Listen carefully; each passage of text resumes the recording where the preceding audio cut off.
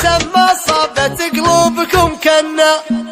على خط الابرق ساهي وكني السرحان اهبل واغني والفكر يعجب بفنا وجات الغيوم وهلت الفكره بالامزاج ذكرت الذي ما خايب بيوم اللي ظنا خوالي خوالي ما اسند الضايق البلشان خوالي حسامي لا دحم ما قف معنا خوالي حسامي لا دحم ما قف معنا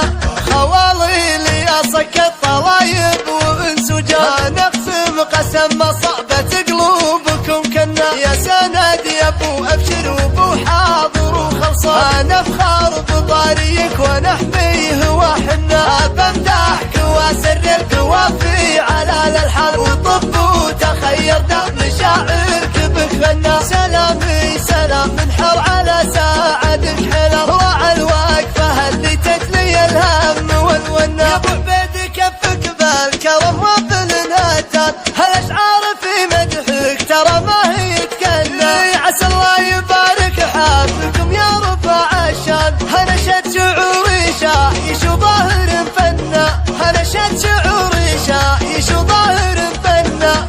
كيف ما طرب وانور عسى سنين مديده طيب فعل تشهد الجيران وكبار وصغاري وخو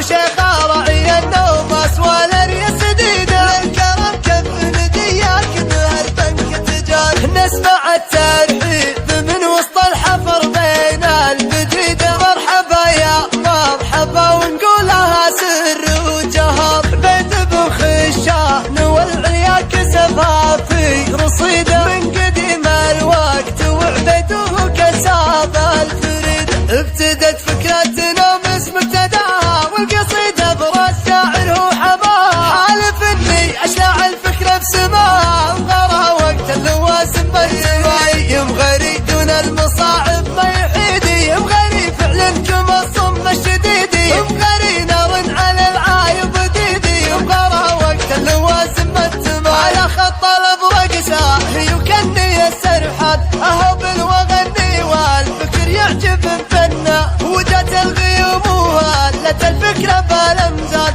ذكرت الذي ما خايب بيوم اللي ظنا خوالي ما اسند الضايق البلشان خوالي حسامي لا دحم ما قف معنا خوالي حسامي لا دحم ما قف معنا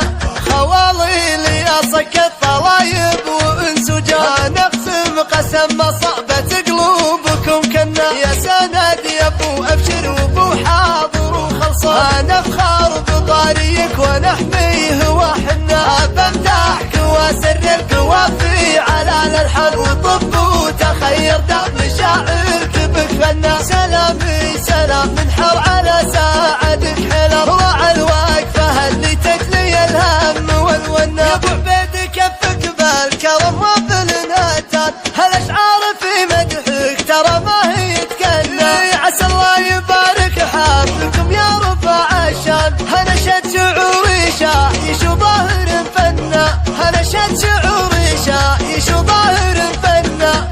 كيف ما طرب وانور عسى سنين مديده طيب فعل تشهد الجيران وكبار وصغاري وخو شيخه